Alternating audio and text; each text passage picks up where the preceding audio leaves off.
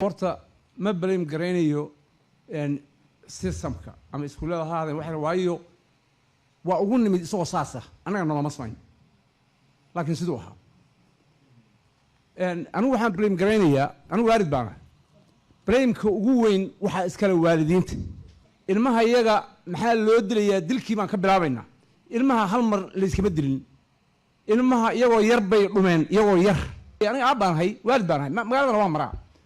ilmo waxaan aragnaa iskuulka ka soo baxay oo saaka iskuul aaday 9 habeenimo 9 fiidkii boorsadiisii wara dhabarka u saaran tahay oo ciyaar kale ajnabi ku dhex jiro banaanka wareegaya dadkii dhalaaw sidoo kale xabiib cali aadan oo ka mid ah hooyooyinka Soomaaliyeed ee ku dhaqan Toronto iyada lafteedana la dilay wiil ay dhashay oo ka qayb galaysa barnaamijka ayaa ka waramaysa waxyaabaha ay u aragteen ay sabab u tahay in caruurtani ay u leexdaan dhaba aan wanaagsanayn identity la'aan wiilashayadu especially wiilashayadu role model ma haystaan aabba ah ciday yihiin ma yaqaanaan afkina ma yaqaanaan afka Soomaaligu waa dhaqan wuxuu wataa diin wuxuu wataa dhaqan wuxuu wataa fikrado markii wiilku ama gabadhu ay af Soomaali aysan ku hadleen hadda Soomaalinimadoodii shaki baa ku jirta caruurtayda doo adadagti ninay yihiin ma yaqaanin taas waa mid Soomaali badan oo joogta Canada ayaa aaminsan in dhibaatada aysan ahayn oo kaliya caruurta oo dhaba qaldan qaadatay balse ay jiraan dhibaatooyin ka haysta dhanka deegaanka waxbarashada iyo fursadaha shaqo helista eedan oo mar walba anaga aan saarayna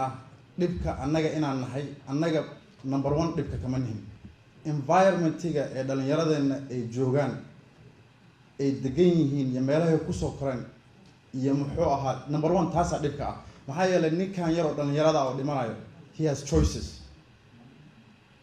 he has only one choice alternative ma haysto environment uu degan yahay environment uu soo koray badana waa environment aan garanayno kulligeen waa Dixon waa John Garley waa Jane Finch waxa way meelaha magaaladan iyo siriga looga yaqaan meelaha poverty-ga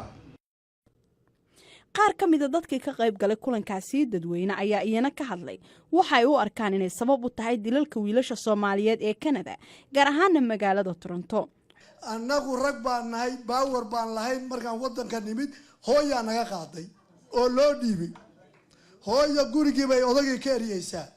hooyo shaloonkay gashay oo lacagtii ilmahay ku gashay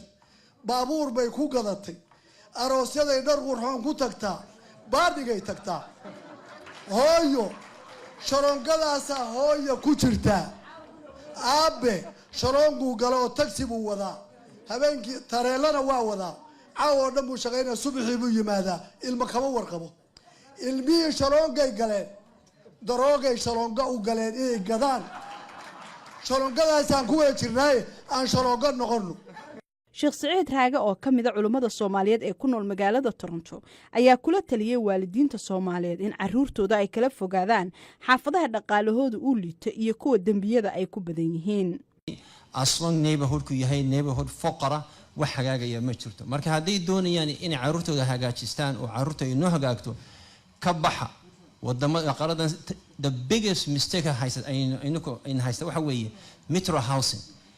everyone ku jira metro housing you better get out waana ka baxda ugu dambeyntiina madaxa laanta afka Soomaaliga Cabdiraxmaan Yabrow ayaa uga mahad celiyay dadkii ka soo qayb galay kulankaasi dadweyne si aan malayn karin baan idinka mahadinaynaa waana ku maasantiin in aad matishaan dadweynihii reer Canada iyo dadweynihii Soomaaliyeed oo dhan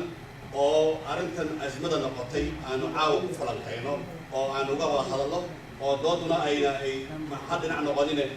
interactive ay noqoto oo ay ku ka qayb qaadataan arintani soo noqonaysay maalmahan dilka dhacaya naxdinta badan leh halkan uma aanan imaanin inaan qofna eedeeno uma aanan imaanin qof lagu fiiqo uma aanan imaanin bulshada gooni ee wuxuu loogu taabto laakiin ujeedada ugu weyn waxay tahay